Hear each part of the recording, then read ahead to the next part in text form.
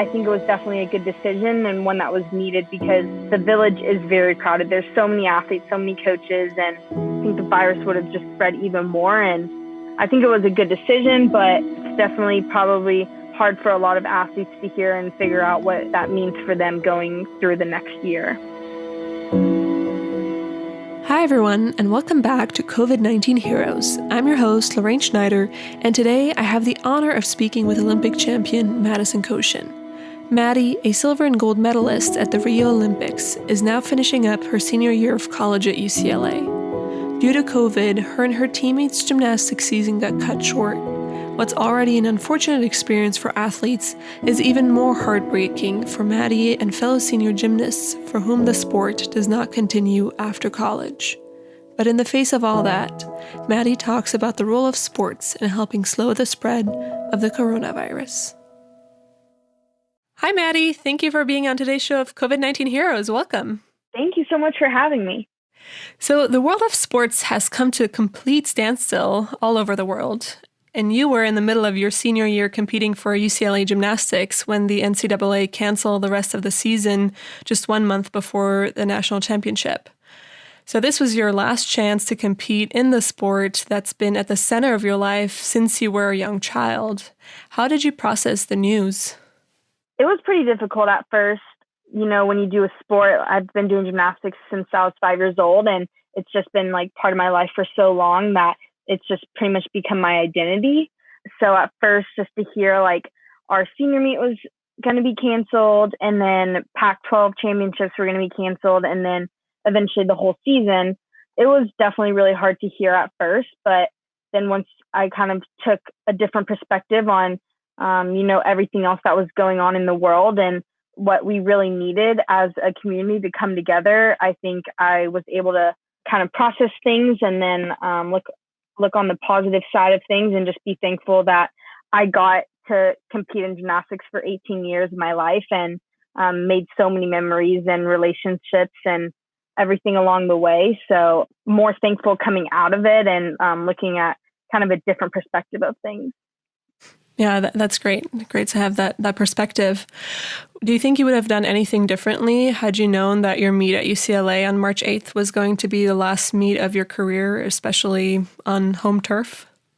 It's always hard to kind of take ourselves back and if I would have done anything differently. But I mean, honestly, I was able to compete 2 events that meet, and we had like a few people that were like sick or just were planning on resting that meet. So I was able to compete floor too, which was really exciting instead of just competing bars. And so I think just being able to do that and be with my teammates and still make more memories, I think I don't have any regrets, like looking back from competing that day. And even though it was like my last meet, I think I still am just like really thankful that I got to compete that meet and many other meets in the season as well.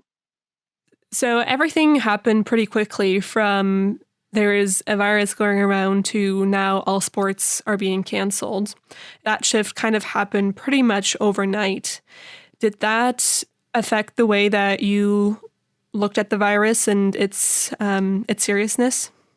Yeah, I remember like in January when we were traveling, we were wearing masks. It was like the end of January, and we were wearing masks like throughout the airport just because Mercedes, one of my teammates, her little brother just got through leukemia and stuff. And so we wanted to like make sure that she was protected so that she could still like go home and visit him and stuff and not carry anything.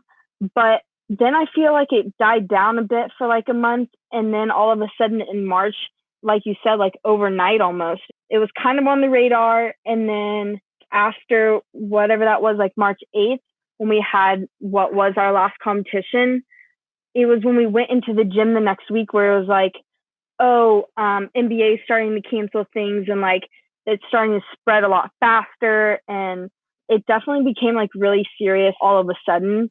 Thinking back, I was like, if we were already wearing masks in like January, just because it was like kind of out there, but it was on the other side of the world, I wonder what would be different if we kind of shut things down a little bit sooner. And I mean, all of that's in hindsight, but it was crazy how everything just came like so fast. And then all of a sudden you're like, whoa, season's done. Are you able to take some comfort in knowing that your sacrifice and that of other athletes has been instrumental in slowing the spread of COVID-19 because all events had been canceled and people didn't have to or couldn't congregate and come to the games? Yeah, I got like a lot of different emails and texts and DMs and stuff like that from a bunch of different athletes going through the same thing, and even like healthcare workers and just people from like all over. It was really like inspiring and motivating to me to just like hear that stuff, that I have made a positive impact on other people. And I really want to do the same going forward in my next career, my next journey. But it's just like a warm feeling to know that so many young gymnasts and other people like look up to me and that I've changed their life somehow. The 2020 Summer Olympic Games were scheduled to take place in Tokyo this summer. In March, the International Olympic Committee decided to postpone the Games until next July. Now, you're an Olympic champion who competed the last Olympics in Rio in 2016, so you know firsthand how crowded the venues and the Olympic Village get, which pretty much sounds like a recipe for a disaster, especially in a pandemic. Can you speak a little bit to the experience of being at the Olympic Games and how the virus would affect that? I know it's affected a lot of athletes that were training for the summer, and I can't imagine what they're going through, because if I take myself back to 2016, you know, you work with your coaches and the national team coordinators and everyone to plan out like your timing so that you can peak at the right time. And now to have to wait a whole nother year, I don't know like what that would have meant for me. I mean, I had an injury at the beginning of 2016, so maybe it would have been giving me a little bit more time to prepare for other events besides bars. But I know a lot of them must be struggling trying to figure out if they can make it another year or stuff like that. But I think it was definitely a good decision and one that was needed, because like you mentioned, the village is very crowded. There's so many athletes, so many coaches, and it's just the interaction with each other and everything that you're touching and just coming into contact with each other is, you know, I think the virus would have just spread even more and possibly taking out so many athletes and not even letting them compete in their sports and stuff like that. So I think it was a good decision, but it's definitely probably hard for a lot of athletes to hear and figure out what that means for them going through the next year. The one thing that's really unique about the fact that COVID-19 canceled the season early for gymnastics is the fact that there is no more gymnastics after graduating from college, essentially, unlike all other sports. I'm sure this was not how you pictured your final season as a senior and competing in the sport. So how have you been able to come to terms with the abrupt end of your career? Has anybody given you strength during this time, whether it's family or, like you said, your fans? Gymnastics is definitely a different sport, and like you said, a lot of people from other sports may go on to like compete professionally in their sports or stuff like that. But, you know, I had my elite journey, my Olympic career before I came to college. So this was kind of the tail end of things. So it was really challenging to know that my last meet like wasn't really finishing on my own terms, but so many other people, like of course all of the other seniors around the country in gymnastics, were going through the same thing. And I think it was nice to know that there are other people going through the same thing and that we could kind of lean on each other for what we needed, just because it was pretty difficult to not be able to finish on our own terms. But also just like really thankful for like my roommates and my senior class at UCLA and my family and friends that have just started like making sure when I came home, like just reminding me of like everything that I went through and like was able to overcome to have like a really incredible career and stuff like that, and just try to focus more on like the positive things in my career instead of like how the season in my career ended. So I think just trying to like, you know, take myself back and like think of all of the positive memories and stuff like that that I've had throughout the years of competing in gymnastics, and all the life lessons that gymnastics was able to teach me. And now I can take those going forward to my next career. Your career goal is to become a physician assistant. Has the pandemic comforted you in the decision that medicine should be our next chapter? So I think I want to go into like the orthopedic side of things, just because I've had a lot of injuries throughout my career, and I've gotten to know more about the body and how everything works, and had a few cool like internships in the orthopedic field. But I think it's definitely, either way, I think it's definitely very rewarding just to know that you're able to help someone else.